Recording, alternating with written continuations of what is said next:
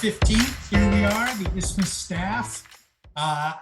Jason Joyce, publisher, joined by Judy Davidoff, editor, Linda Falkenstein, associate editor, and Dylan Brogan, senior staff reporter.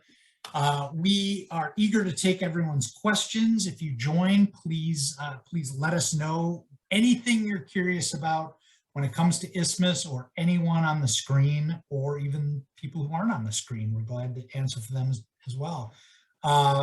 Let's start out. We'll do a little bit of background and fill people in on how we all got here. Judy, why don't you just recap for us your career in journalism and how you ended up at Isthmus and how you ended up as the editor of Isthmus? All right. Well, goes way back to, I believe it's 1989 when I was still at graduate school at the La Follette Institute here at UW. And I wrote an article on the abortion law that Wisconsin still has on the books, which essentially would make abortion illegal were Roe v. Wade to be overturned. And I was in the public policy school, but I knew I wanted to write. And so I had taken the same class in the J school twice, which was in-depth reporting. And I prepared this story, and the professor said, you should submit that to Isthmus. And I did. And it was, I submitted it to then news editor Bill Leaders at the time. He didn't really believe that this could be true, kind of pushed me on it, as every good editor should. Of course, it did turn out to be true, and they bought the story, and that was my first freelance piece in Isthmus and in an alternative press.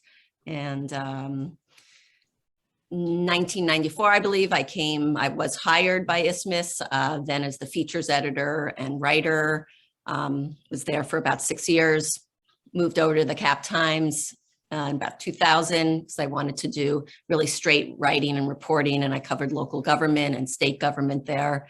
And then I came back to Isthmus in 2011, when Bill Leaders moved on to the Center for Investigative Journalism. And I became editor when Dean Robbins left in 2014, I believe. What did you ever work for a sort of a standard daily newspaper, and other than the Cap Times, before you first came to Isthmus? No, and I really hadn't worked in journalism before I started freelance writing. No, and in fact, I really didn't want to do daily journalism, which is why when I was deciding on graduate school, I decided between journalism schools and public policy schools, and I decided on public policy because I really wanted to report about politics and policy in an in-depth way. And I didn't see that necessarily happening at a daily. So the daily journalism experience I had was the Cap Times. And, when Cap Times was publishing in print daily, it was a pretty traditional daily newspaper. Yeah. You're the only person on staff who's not a native Midwesterner. Where did you grow up? And what were your first impressions of coming to the Midwest? Well, it is true that I was not that impressed by the cuisine to begin with. I remember moving to Madison around the square, and there was Cafe Europa, which I loved, and a few other restaurants, but there really wasn't that much that I did love. And that was kind of one of the first my first impressions. Of course, things in Madison have, changed. And frankly, I think our food here, is on equal footing, pretty much anywhere. And I'm very, very happy with our food situation here. Yeah.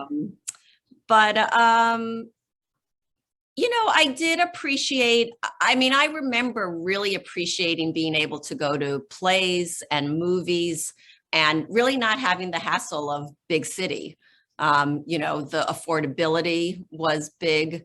I was living in Brooklyn and working in the city, and no one in my peer group, working for publishing would go out for dinner. We would find a place that had cheap drinks and free hors d'oeuvres.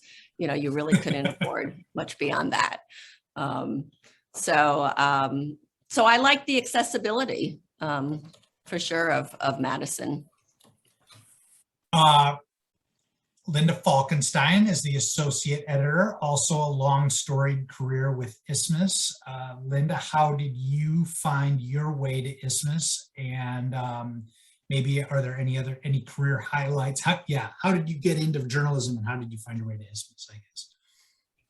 I did start at the UW-Madison as a freshman thinking I would major in journalism. That was sort of my plan, as much as I had a plan when I was 18. So I took the first class, which was called news writing, which was basically rewriting poorly written news stories on an IBM Selectric typewriter in a room in the basement of Vilas Hall. It sounds so good. Yeah, very romantic. Probably learned quite a bit actually about poorly written news stories. It was probably more like editing, really. Like, oh, that doesn't go there. The second class that you would take was called reporting, and I walked into that class my first week as a sophomore, waitlisted, and not anywhere near the top of the wait list either. And the requirements, the professor was going through the requirements for the class, which struck terror into my heart. They included having to interview someone, which I can't do that. And going to a common council meeting, which I thought, well, they get over with at 4 a.m. I can't. And this is kind of sad. I was like, as a 19-year-old woman, I can't leave a city council meeting at 4 a.m. and walk home. It's not safe. Anyway, so I absconded to the English department and ended up, fast forward, I was editing college psychology textbooks at a company called Brown and Benchmark, which was on the west side of Madison at the time. And that was a great job. I liked it, but I wanted to do something a little more creative. And a friend of mine, Phil Davis, who was a early staff writer for Isthmus, who I knew from creative writing classes at UW-Madison, Phil said, you should write something for Dean Robbins, then arts editor. I said, well, I'll send him something. So I contacted Dean, and Dean was very like, well, sure. He tried me out on a book review. And the next thing I knew, Dean was like banging on my door. Would you like to write a cover story? Would you like to do this? Would you like to do that? Would you like to do that? So that was my entrance to Isthmus. Dean kind of picked me out of the slush pile, I guess. And 2 years later, after freelancing for a couple of years, I came on board on staff as the supplements editor, which was special sections, anything that fell out of the paper, like dining, the annual manual, but there were a lot of other special sections at the time. Abode. M magazine, remember? M magazine. I don't remember that one. That was sort of a compilation of all of the supplements to be more like a magazine. That lasted a while. Short-lived. Boy, there were, education. There was like continuing education. There was kids, books. Book of Love. Yeah, Book of Valentine's. I wrote all those Valentines. What most people don't understand is that I wrote all those Valentines. No, you did. Kidding. Yeah, so then in 2008, I became features editor, which carried until the shutdown in COVID times. And then as we were reborn, I'm kind of like I'm the associate editor because I'm kind of doing all of the rest of the things. Yeah. You've picked up in your career with Isthmus the sort of the food and drink beat, and those Yeah. have become, you know, journalists over time perhaps become authorities in what they write about. You didn't come to that kind of journalism as someone who had been a chef or a wine sommelier or whatever. Can you talk a little bit about the process of becoming an authority in a subject that you don't necessarily bring to the job? Yeah, that's a great question. I remember when Jean asked me to start reviewing theater, and I said, well, I don't know anything about theater. And then I realized I actually did know quite a bit about theater. I acted in plays in high school. I had degrees in English. I'd been a teaching fellow for Shakespeare classes. I knew. And kind of the same thing with food.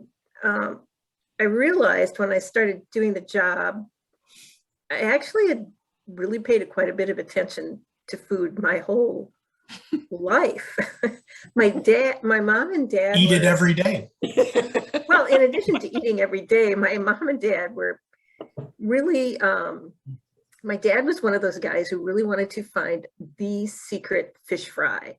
He was always on the beat. Wow. I heard somebody at work, he worked at American Family Insurance, somebody at work told me that there's a great fish fry at the Nora Tavern, and soon we'd be out the door that Friday. So that kind of chow hound on boots on the ground, got to find this, it's really good. Kind of grew up with that. He could find these great places. There was a place outside of Lodi, which I can find no I can find no record of it ever having existed, but it was like this woman's farmhouse kitchen, and you walked in and on Sunday and she had this incredible chicken and mashed potatoes and pecan pie. So he could sniff it out. But I also started, I started reading a lot of food memoirs, food literature, the New York Times. Sam Sifton was the food editor, or the restaurant reviewer at that time. He's the section editor now. And I really started paying attention to how people covered the food beat, people who could really do it, and how they wrote about food, and paying attention. Curiosity and paying attention will take you a long way. Yeah, that's a great tip. Dylan Brogan. Oh, so Linda, you are an alum of which high school here in Madison? High school? What? I was just going to say, which high school in Madison? La Follette. Go Lancers. Right. Yes, born St. Mary's Hospital. My parents are from Madison. Both of their parents are from Dane County. Both my parents, sets of parents were from Dane County. Yeah. Go back in Dane County a long way on both sides of my family. Also growing up on Madison's east side, Dylan Brogan. Dylan, as our senior news writer, how did you find your way to journalism as a career? Through AM talk radio, which is hard to believe, but very true. At 10, I was a AM radio producer, but I worked the very early morning shifts, and so these historic protests were happening in 2011, and so I started collecting audio for the small little news department that they had, and that turned into a full-time reporting job with WTDY for I probably think a good year and a half. And then that station, they just became a sports station, and we all got fired. And so I found a job at WORT, a great community radio station I'm sure we're all familiar with.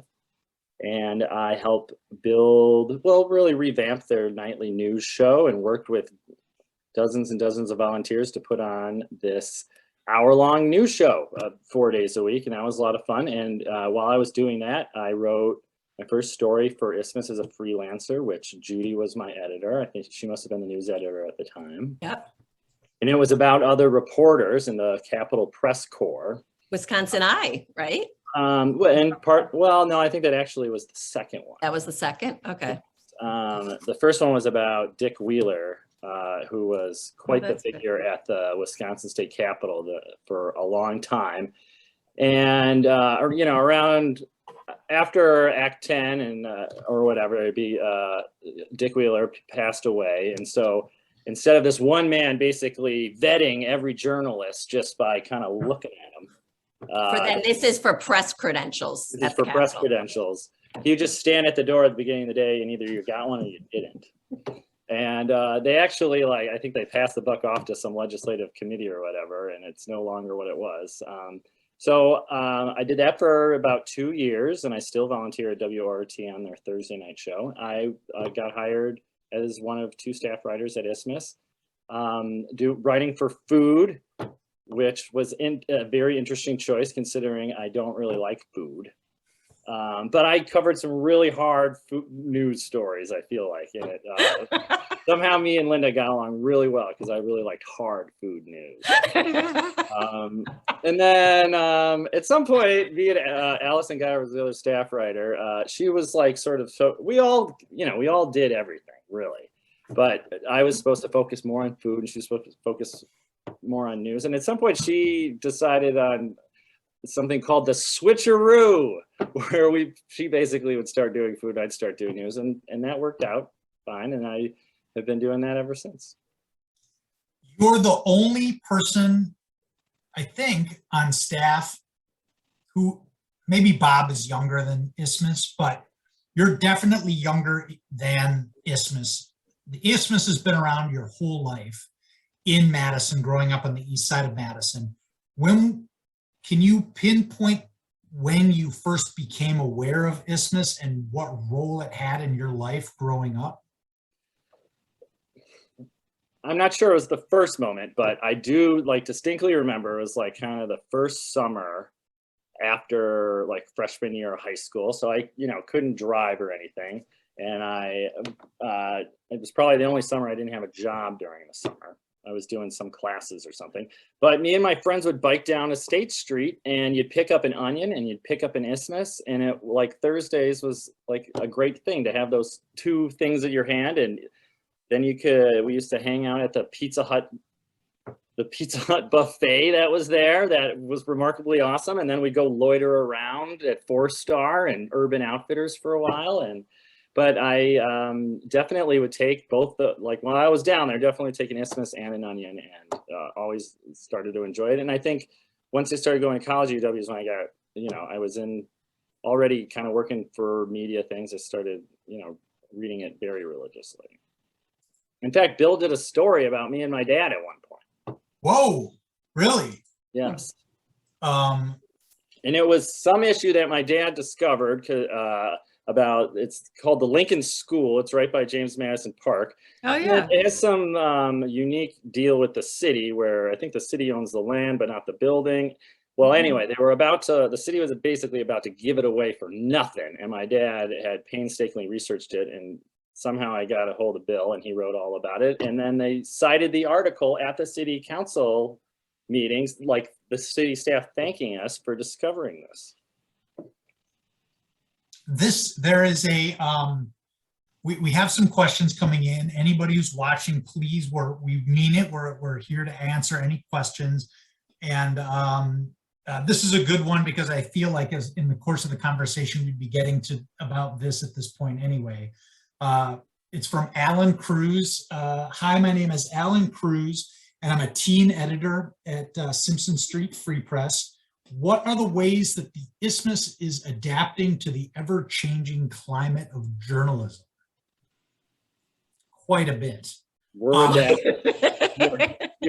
That's a great question. Judy, I will let you take first crack at that. Well, Alan, I know I know your whole organization knows.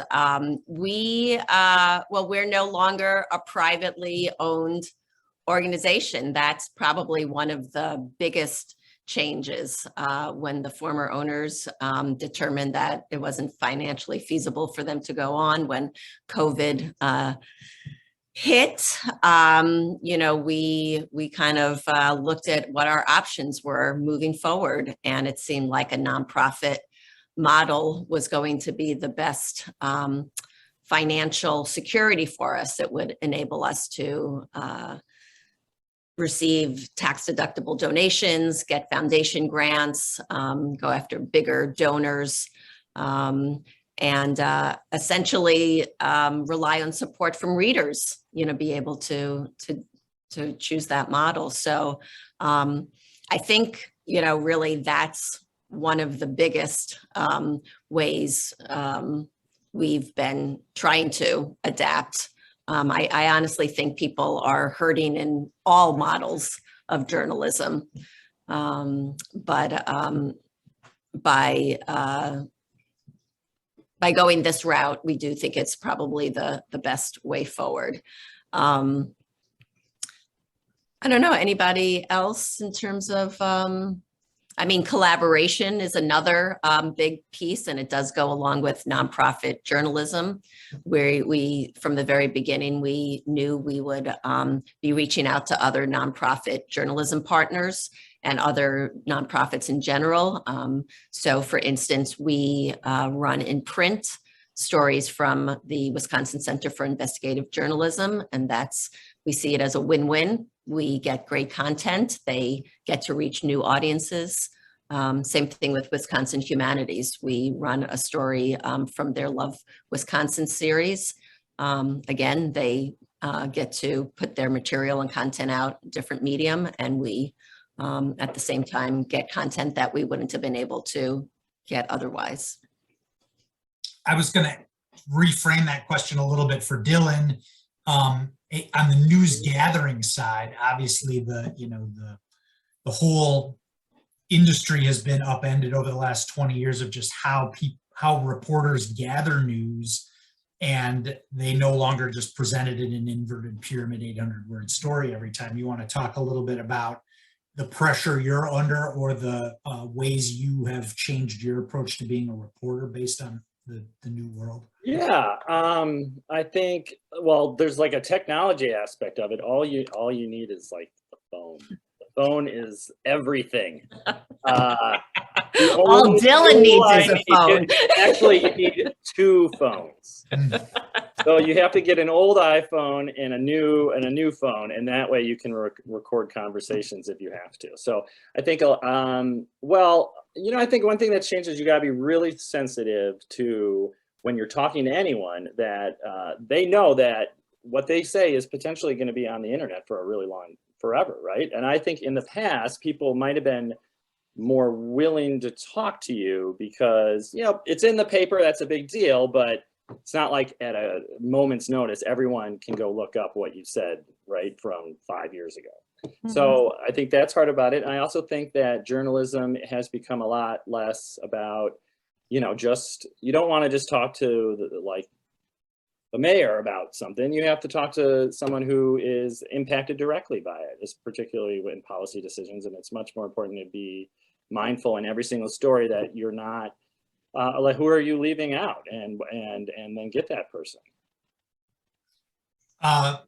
Linda, in somewhat that same vein, reporting used to be a pretty straightforward process. You picked up the phone, or you went to a place where people were that you wanted to talk to them, and you asked them questions. Now, in order to get a feel for what's going on out there, you need to be listening in a lot of different areas, including a lot of social media. Can you talk about how some of that has affected your news gathering over the years? You do have to pay attention to many channels. Things can be out there on Reddit. For the food beat, Instagram is huge. A lot of restaurants do a lot of breaking, basically press releases underneath the Instagram photos. Facebook is key to a lot of restaurants, talking about their specials and kind of a daily chat with people they want to be their customers. So yeah, in some ways that makes it easier, but I really think there is no replacement for picking up a phone and getting a hold of the person, whether it's a restaurant owner or some other story. Maybe you read about it on Facebook, but Facebook is not your source. You have to go past that and talk to people. I recently ran into, or I recently read, someone had said, well, you have to look at this article in Name of Small Town Paper that shall be nameless. And the reporter had basically written the whole thing from a Facebook post. And it really made my heart fall. Like, you could have picked up the phone and talked to the people. So while social media is a useful listening post to the community, it's not the be all and end all. Does that kind of get to what you were asking? Did I skip part of it? No, it does. That's great. I kept thinking of, one of the big things that Isthmus did in 2011 when Act 10 came along is we aggregated social media and we used it on our site, and it was a direct source of information about what was happening around the Capitol. People were posting photos. They were talking about what was going on with the protests, which was happening minute by minute by minute. And that was really powerful, and our audience at that time certainly appreciated it. But I'm with you on, I think that as we've seen social media both evolve and devolve, the need for context and real reporting and real, journalism put on top of that is becoming more and more necessary all the time.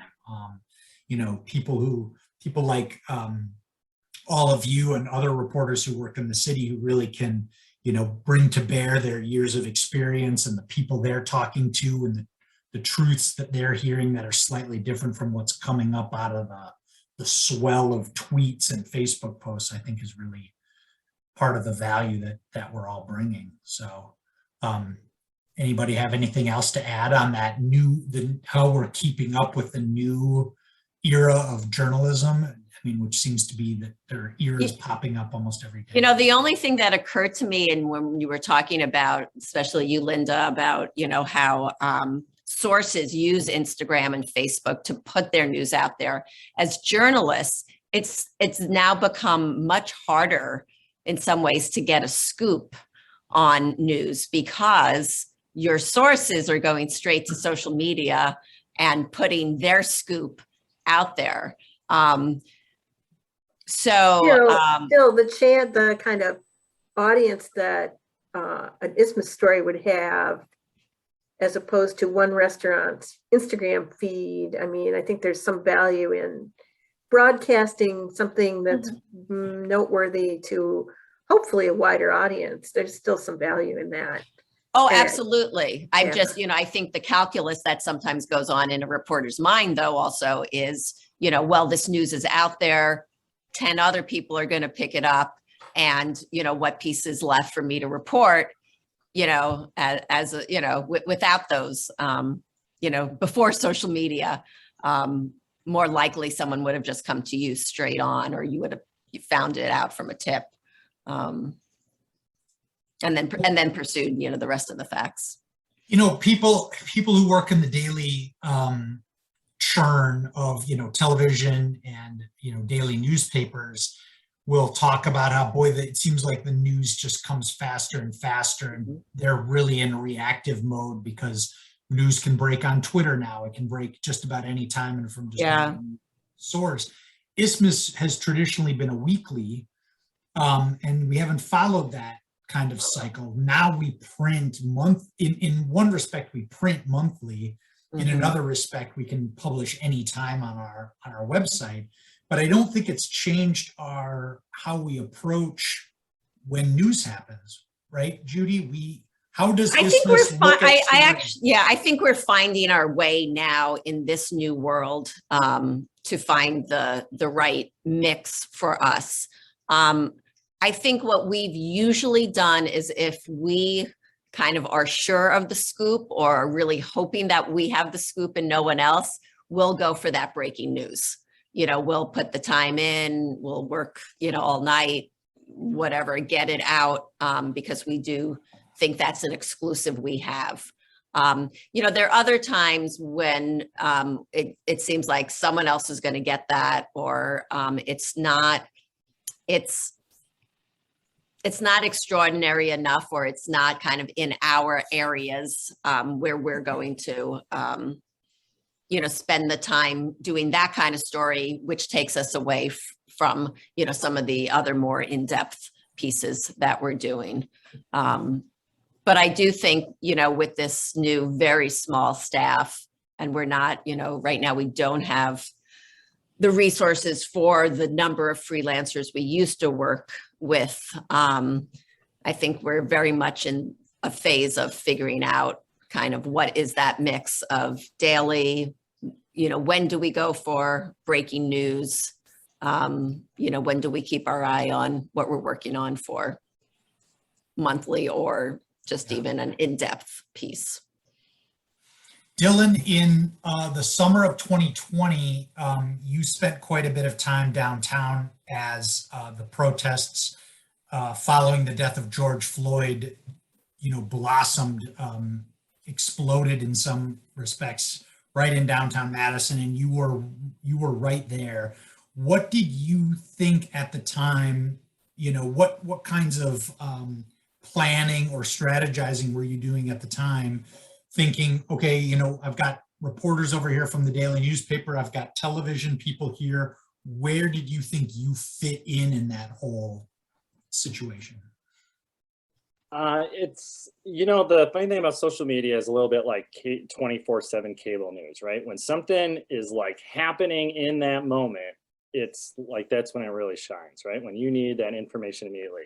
So I think my approach there were a lot of things where people were just wondering what the heck is happening downtown, right? They didn't, you could look outside your window and there was a fire, right? And the burning in the middle of the street. And other times when there was like a lot of like community organizing and people were gathering, but I wouldn't say it was, there wasn't this every second people need to be updated sort of attitude. So I guess I tried to do a lot of both there, where I was down there to try to always be down there when things were happening, right?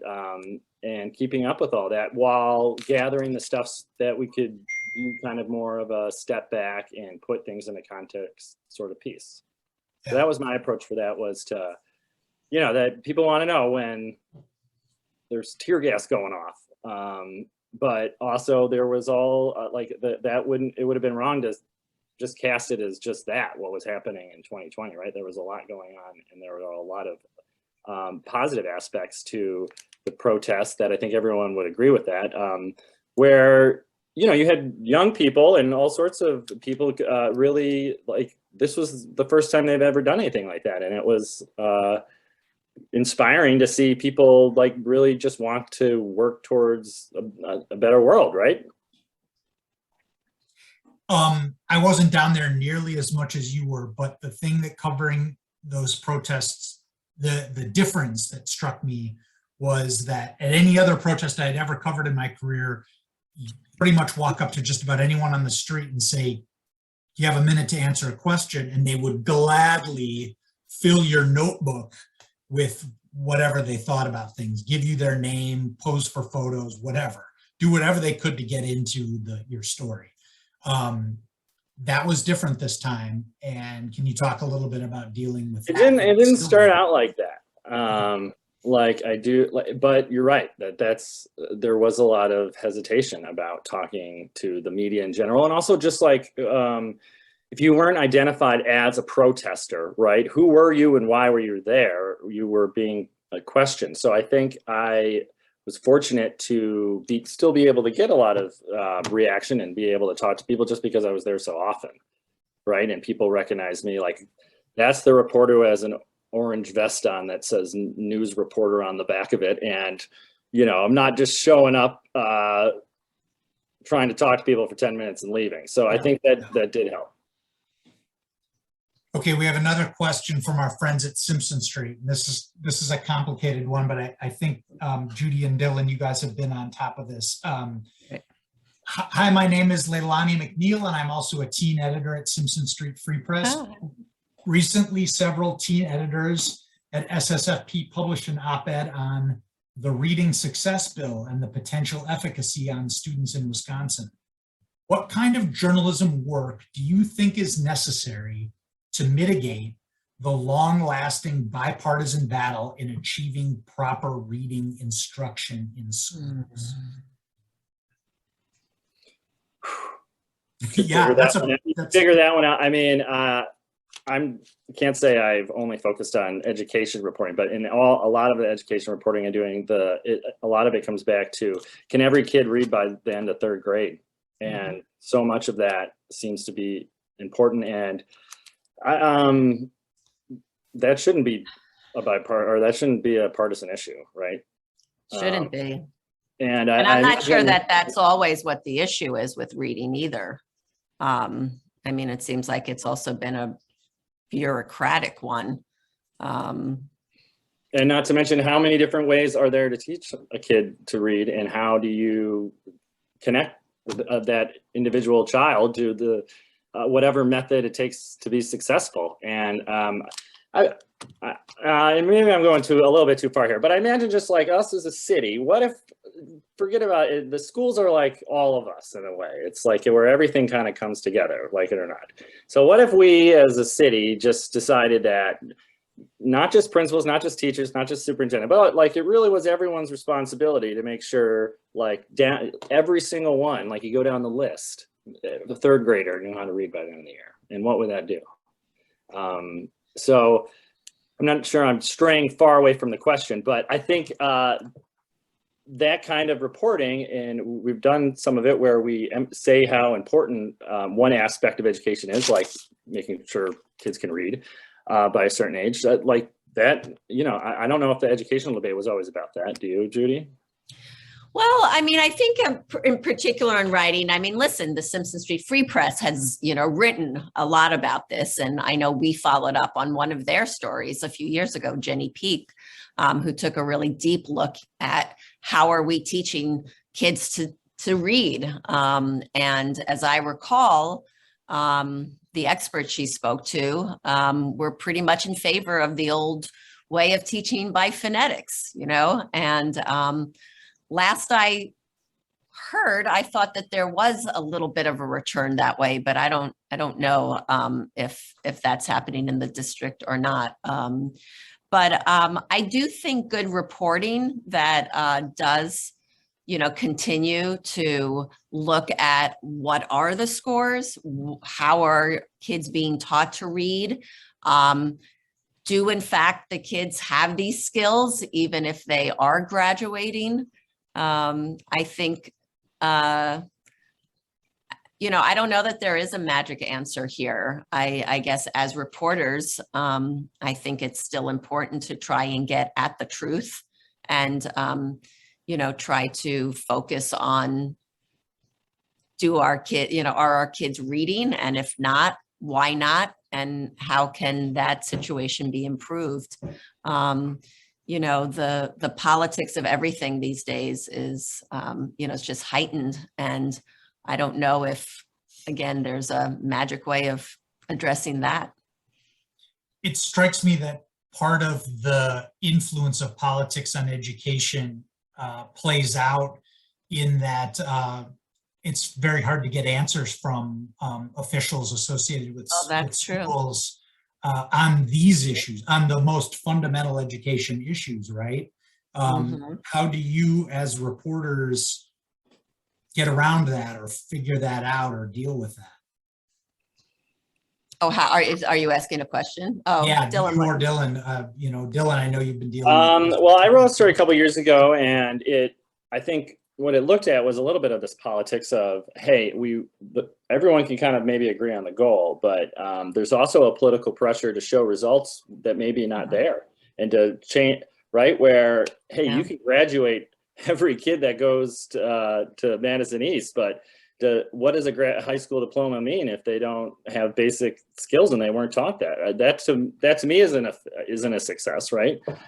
So I talked to a bunch of teachers on the ground, and I have always, and with the school district in particular, have involved in a lot of open records requests, and Yeah. I think you have to really work at it and try to talk to the people, not only writing the policies but doing the work, because sometimes you can have the greatest policy in the world, but if it doesn't work in the ground, on the classroom level, then it's not gonna be as successful as people hope. Yeah. These are great questions, though, and I love that we're getting questions from the Simpson Street.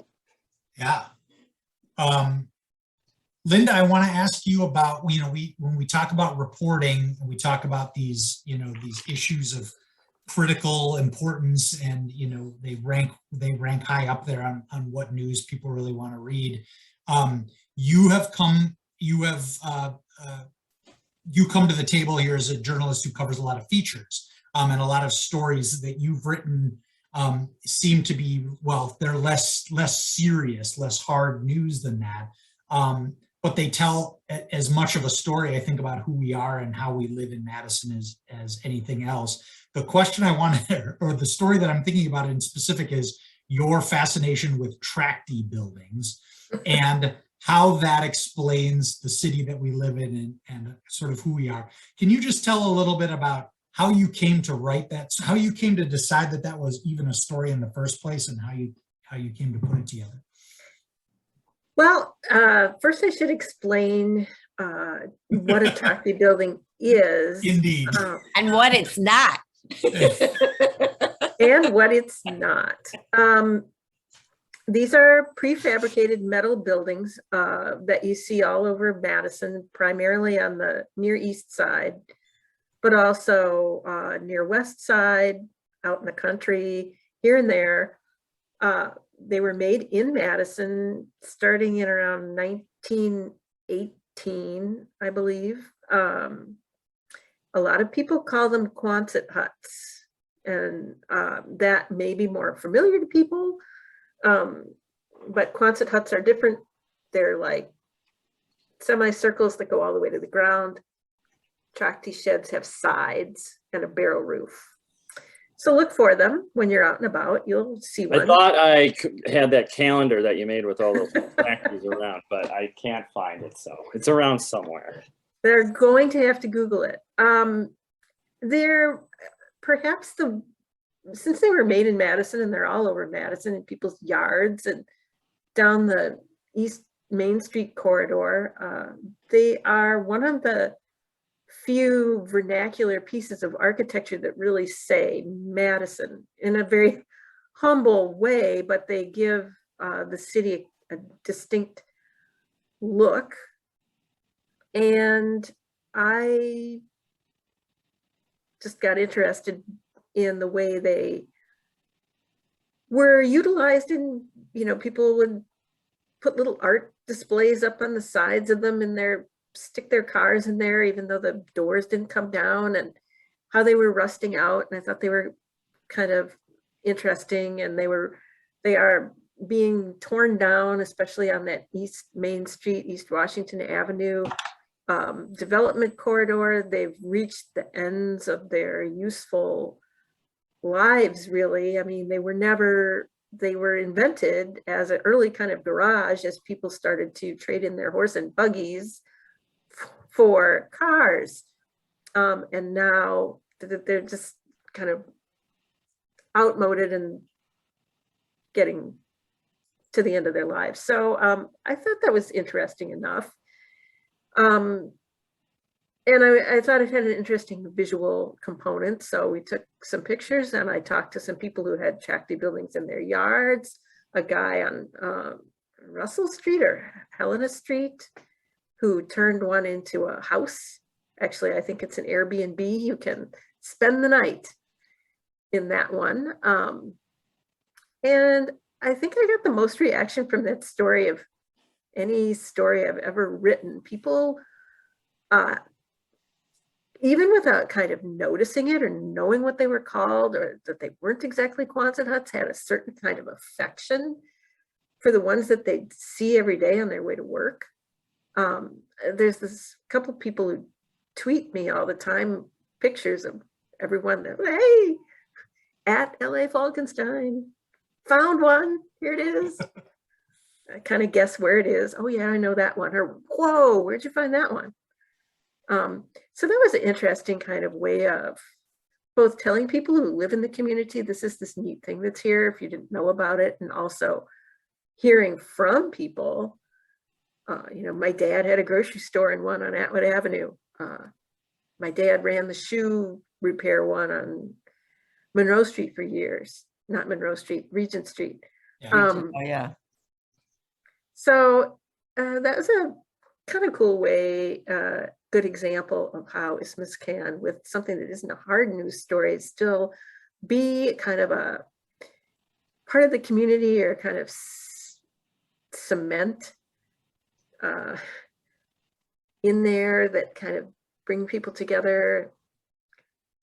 Cement's the wrong metaphor. Anyway. Well, Maybe and not. I think just tell them something, you know, that they've probably seen these, but not necessarily, you know, if people weren't in the know, and just, you know, open up this whole, you know, sort of world of tracty buildings. I People think it's a can good get to know. example too of when, if you bring passion to a story, people will sense that and get into it. Mhm. That's what I was going to ask is you, did you always have confidence that that was a story that was going to hit and that people were going to resonate with, or were you sort of worried and did you have to seek some counsel about, is this a story? No, I never had a moment's doubt. Excellent. Wasn't there something about how it's Trochty? Like you have to It say is- very, it's- very highfalutin to say. It's Trochty is the correct pronunciation. And well, this is kind of interesting. Actually, a woman contacted me after the story came out, and she knew her was a relative who was a Trochty, and she heard that I had put together, like on Shutterfly, a calendar of my photos of 12 months of Trochty, and she wanted one for her relative, her elderly relative. So I said, okay, printed up another one on Shutterfly and took it over to her house. But yes, the truth is out. I have made a personalized calendar of a bunch of old. I know it's rustic around cats. here somewhere. I just saw it like a day ago. So Yeah, not 1 year, but 2 years I've done that. Oh, that's great. Then send your orders to me at Isthmus Right. for 2022. I did make a note of that under our fundraising ideas. Judy, what story have you written for Isthmus that has gotten a lot of engagement or traction or response, or however you want to? You know, it's so funny that I was actually thinking of one, and it was in the very early years, and it was a straight on feature, and it was about this superstar Mary Kay salesperson, who I remember, you know, she and her husband were, you know, kind of going along. They had a couple of kids, and then she just kept moving up and up to the pink Cadillac. And I mean, she was really at sort of a national star, and we made it a cover.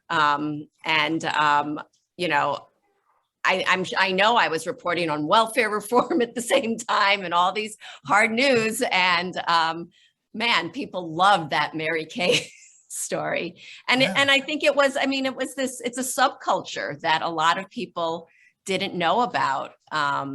You know, the perks, you know, the groups, what you had to do, and really that it did at least for this one woman, really provided the ticket to a whole nother economic strata and lifestyle. Anyway, that was just because I always think of that one as kind of one of my, I've always been really fond of that feature piece. Yeah. But Dylan, which story in your time at Isthmus has maybe the story that has improbably gotten Well, involved? okay. I mean, so I'll tell you one that everyone was skeptical about, but always turned out really well. That you And prove the haters wrong on? I always try every Flag Day, June 14th, to have a Flag Day story. And I got like a big Flag Day scoop when Madison changed their flag. And we did I really liked it, a cover about just how abominable the Wisconsin state flag is, because it's just a state seal on a blue background, which is terrible flag design. And then and then a few years after that, there was one about so the city of Madison was flying the old flag and hadn't replaced it with the new flag. And I wrote that story, and 2 days later, like a really dedicated deputy mayor got all those flags changed, and it was a lot of locations, but she got that done in like a day. So I give a lot of credit to Katie Crawley for organizing that. So yeah, I think, and why do people care about flags? It doesn't seem like to be a big deal, but I think it's everyone gets to have a valid opinion, but maybe that's why they're good stories, right? Yeah. Yeah. Are you eyeing a flag story for this coming Flag Day? I mean, Well, I have 6 months to figure it out. Yes. And I hate to say it, but I already have one like pretty much in mind, and it's a little controversial. do you?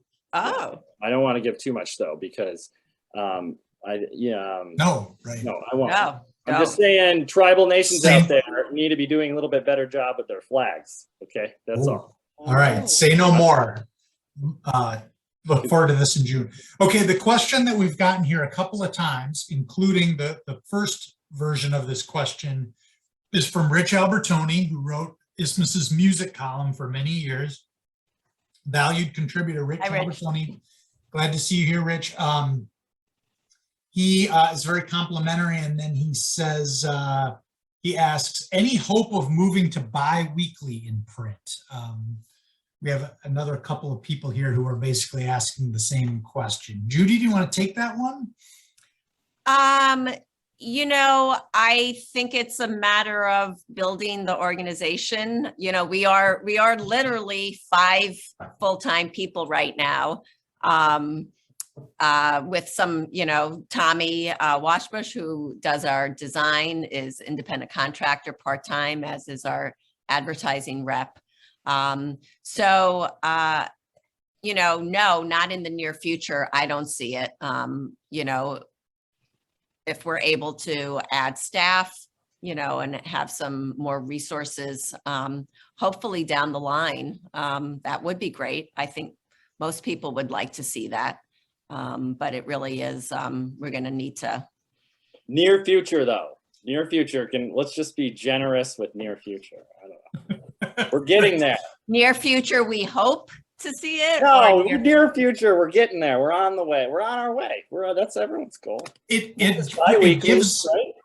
gives us a great opportunity to point out that we are currently, so once again, Isthmus is a 501c3 nonprofit. A lot of people don't realize that. That's the big change that happened in the last year. And we are currently in the midst of a year-end fundraising drive.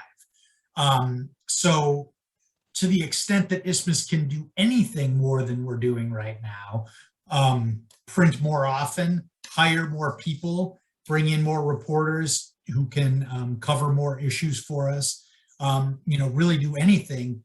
We're relying on our readers to donate, to become members, and to help us do this. And the easiest way to do that is to go to isthmus.com/donate, where you can become a member.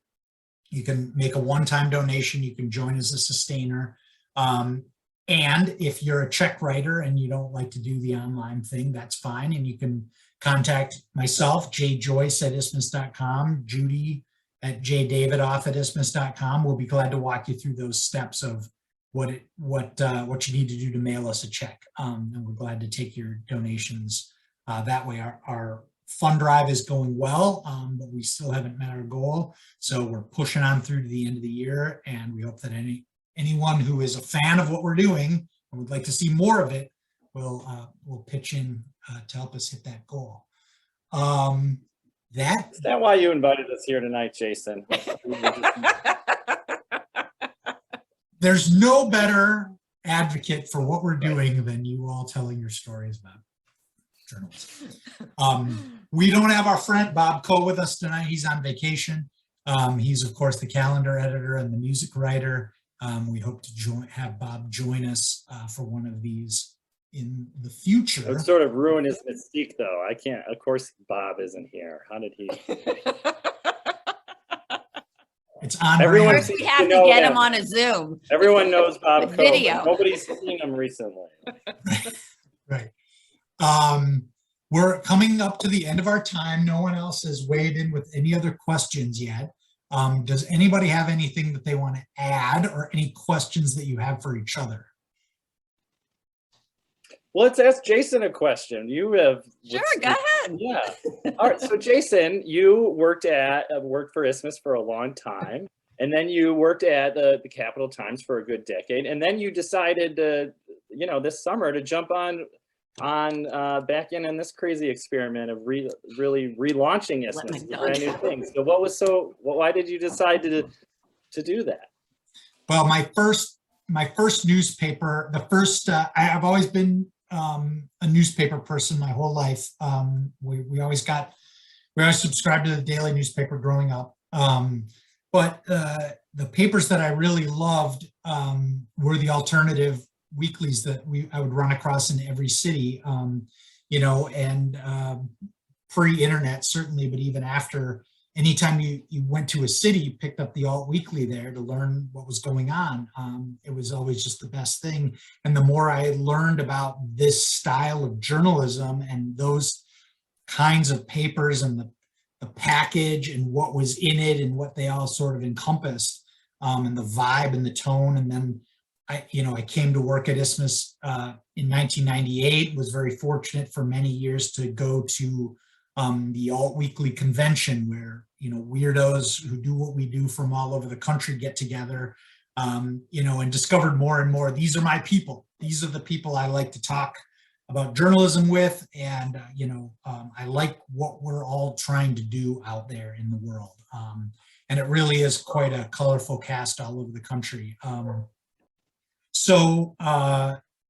Yes, the idea of helping revive Isthmus was just irresistible. I think it's such an important part of Madison. That's not just a thesis of ours. We hear that now more and more, all four of us and Bob deliver the paper each month. We drop it off around the city. It really puts us right in touch with the readers. We often get to actually cut open the bundles and hand papers to people as they go by at the grocery store or the coffee shop where we're sitting. And it's fantastic. It's a huge part of Madison, and it's always been a big part of my life. I came to school here in 1988 and really was here for the 90s when Isthmus was huge and distributed everywhere in a really fat paper every week. I just have loved working there and what it's brought me, the people that it has put me in touch with around the city. It's just been a big part of my life. So that's the short answer. That's a great answer. Yeah. I have some good distribution news too, while we're here. Yeah, while we're here. So, my folks visited my brother in Ashland, right? I think it was in October. So they had September or August and September issues, and they brought like 50 of them. And so my brother works at a bakery that's on like the same place as the Black Cat is, if you know, the one kind of famous coffee shop there. So there was like about 80 Isthmuses put in this coffee shop in Ashland, Wisconsin, and they were all gone in like 3 days. Wow. So there's a lot of massive connections up there, but Yeah. I think that brought a smile. to That's my face. fantastic. That is fantastic. And they didn't even care that one was like 2 months old. They still No. Those people need to stay in touch with Madison. We run into them all the time. They come in, they Mhm. shoot Well, my in brother's with coming food. from Thanksgiving. I'm gonna send him up with another couple. I love it. It's great. Excellent. Well, thank you guys for Thank taking some you. time on Monday night to talk about Isthmus and journalism and your careers. We blew through the hour. Maybe we'll figure out another time to do this. We thank you so much, our friends from Simpson Street Free Press who joined Yeah, us. thank you, Simpson Street. Asked some great questions as they always do. And yeah, thanks everybody. Thanks, everybody. We'll see everybody out there on December 2nd when our next issue is out. Yeah. Yes. All right. Take Yeah. care. Have a Bye-bye. good night.